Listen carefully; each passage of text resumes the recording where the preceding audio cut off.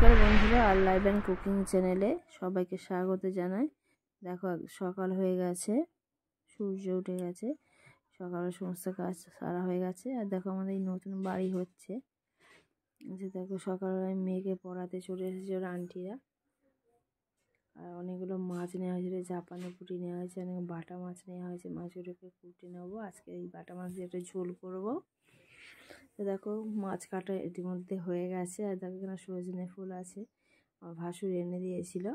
সজনে ফুলের একটু বড়া করব, আর বাটা মাছ এই বিনস আর আলু দিয়ে একটু ঝোল করব। আর ফুলকপি, আলু, মটরশুঁটি দিয়ে একটা জাস্ট একটু চচ্চড়ি করব। দেখো মাছটাকে তো কেটে নুন হলুদ মাখিয়ে রেখেছিলাম, মাছগুলোকে আমি ভেজে নিচ্ছি।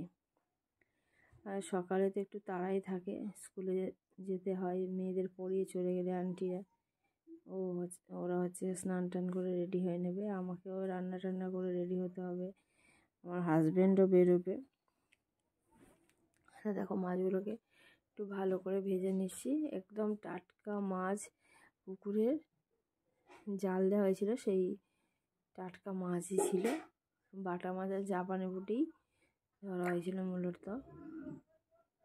দেখো মাছগুলোকে ভালো করে ভাজা হবে, ভাজা হয়ে গেলে কিছুটা আমি ঝোল করব, আর কিছুটা আমি ভাজা রেখে দেবো।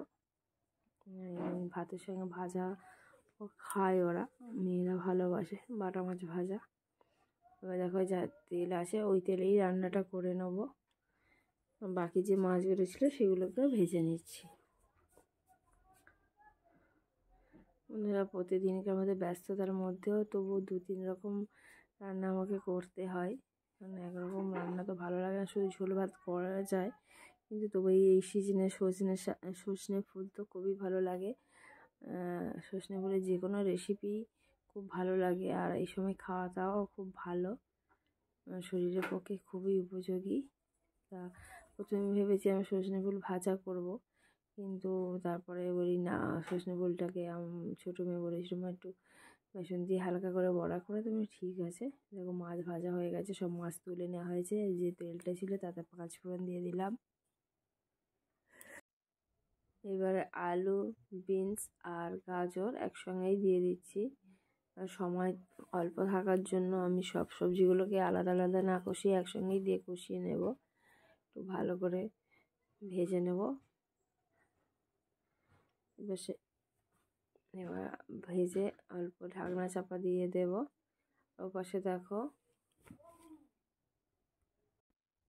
কড়া বসিয়ে দিয়েছি।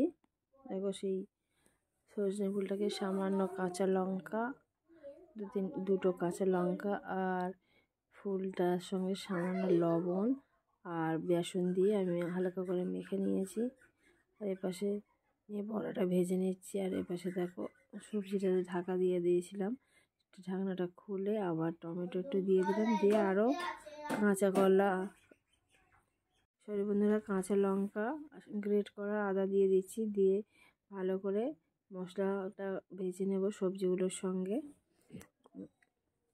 দেখো এখানে বড়াটা ভাজা হয়ে গেছে, উল্টে দিচ্ছি। হালকা করেই ভাজা হচ্ছে, খুব বেশি আমি ডিপ ফ্রাই করবো না, জাস্ট সামান্য কিছু অল্প পরিমাণ তেল দিয়েছি, দিয়ে এটাকে ভেজে নিচ্ছি। এবার সে সবজিটা যে আমি ঢাকা দিয়েছিলাম, যে আদাটা কষে নিয়েছি, এবার দেখো সামান্য লবণ দিয়ে দিচ্ছি পরিমাণ মতো, হলুদ গুঁড়ো দিয়ে দিচ্ছি, এবার ধনে গুঁড়ো দেবো, জিরে গুঁড়ো দেবো, দিয়ে ভালো করে মশলাগুলোকে সবজির সঙ্গে আমি ভেজে নেব। খুব বেশি মশলা ব্যবহার করব না। দেখো বন্ধু, এখানে সবজিটা ভাজা হয়ে গেছে মশলার সঙ্গে, আর এই পাশে আমার বড়াগুলো ভাজা গেছে, তুলে নিচ্ছি। একসঙ্গেই করতে হচ্ছে দুটো গ্যাসে, তাহলে সময়ের মধ্যে আমি রেডি হতে পারবো না, সেই জন্য বড়াগুলোকে তুলে নিচ্ছি। এবার ওই কড়াতেই হচ্ছে কি আমি অন্য যে সবজিটা করবো বলেছিলাম, সেই সবজিটা করে সামান্য তেল দিয়ে দিলাম। এরপরে সামান্য গোটা জিরে দিয়ে দেবো। এই পাশে তার মাঝখানে আমি একটু এই পাশে যে সবজিটা কষে সেটাকেও নেড়ে নিলাম, দেখো সামান্য জিরে গুঁড়ো গোটা জিরে দিয়ে দিচ্ছি, দিয়ে আলু আর যে ফুলকপি কেটে রেখেছিলাম সেটাকে একসঙ্গে দিয়ে দেবো, দিয়ে মটরশুঁটি ছিল, কাঁচা লঙ্কা সব একসঙ্গে আমি দিয়ে দেবো, দিয়ে ভালো করে কষিয়ে নেবো। একটু লবণ আর একটু হলুদ দিয়ে দেবো।